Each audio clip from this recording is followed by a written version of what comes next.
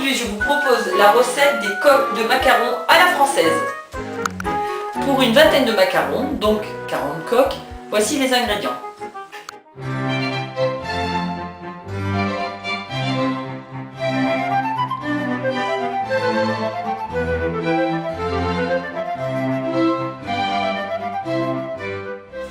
La première étape consiste à rendre le plus fin possible l'amande en poudre et le sucre glace.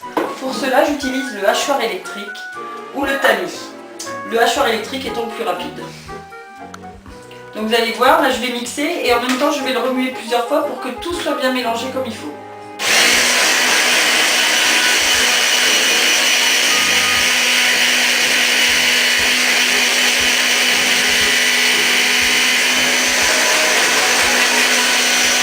Je viens de finir de mixer ma poudre d'amande, maintenant je vais mixer mon sucre glace.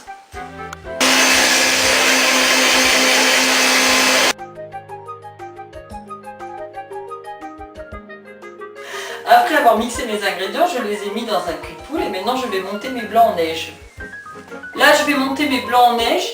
Quand ils seront fermes, je vais mettre 10 g de sucre en poudre. Je vais continuer à battre jusqu'à saturation. Donc saturation, ça veut dire qu'il soit vraiment très dur. Et là je rajouterai encore du sucre en poudre. Je remélangerai encore au moins une minute ou deux. Et là on arrêtera, vos œufs en neige seront parfaits.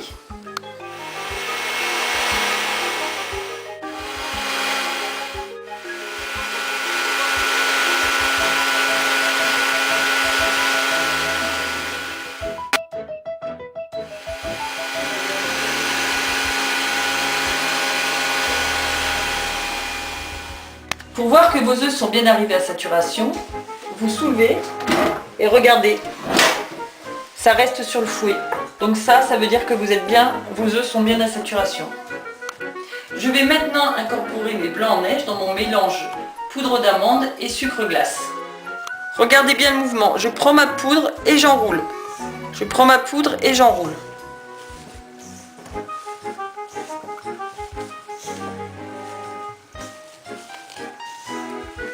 Donc là, on est d'accord que j'ai mis qu'une partie des blancs en neige.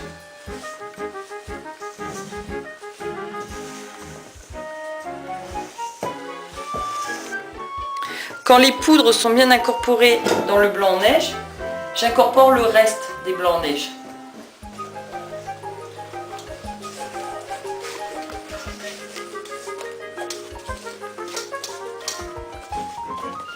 Alors, le mélange est hyper important. Parce que c'est ça qui donne la brillance de vos macarons.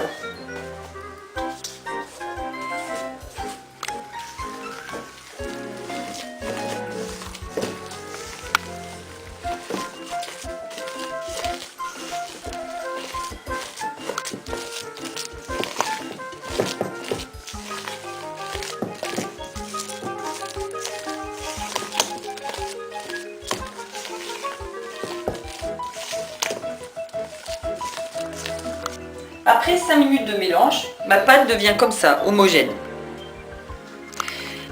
Petite touche personnelle, on peut mettre du colorant alimentaire dans notre pâte à macarons. Moi je mets du rouge aujourd'hui parce que nous sommes le 24 décembre et que je les prépare pour Noël.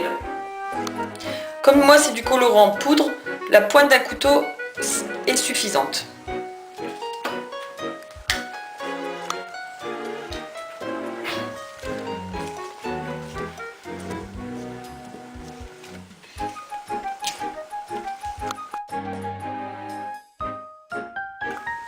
J'ai chargé ma poche à douille, il ne me reste plus qu'à mettre ma pâte sur les empreintes à macarons. Donc moi j'utilise les empreintes à macarons, mais vous pouvez faire aussi sur du papier sulfurisé tout simplement.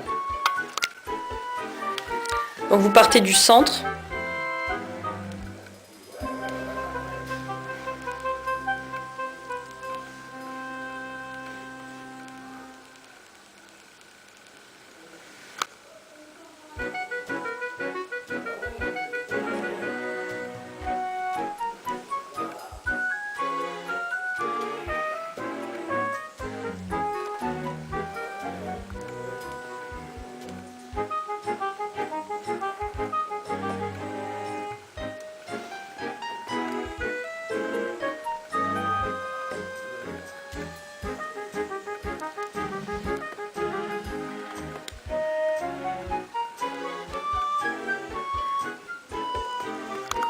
Donc là, on va taper le macaron, le plat, pour que les bulles d'air s'en aillent. On fait ça sur toute notre plaque de macaron. Et maintenant, on va laisser reposer au moins 1 heure pour que la pâte croûte. Donc je vous montrerai tout à l'heure c'est quoi le croûtage.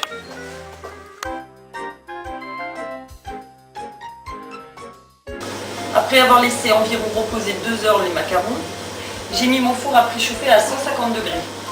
Mes macarons ont croûté. Donc le croûtage c'est ça, c'est quand vous posez votre doigt sur le macaron et qu'il est sec. Là je vais le mettre au four pendant 10 à 12 minutes. Donc c'est à vous de vérifier au bout de 10 minutes la cuisson. Si vous voyez qu'ils sont bien levés et qu'il ne faut surtout pas qu'ils se colorent en marron, c'est qu'ils sont prêts vos macarons. Voilà, c'est prêt les copines. Donc pour voir que vos macarons sont bien cuits, ils se décollent facilement.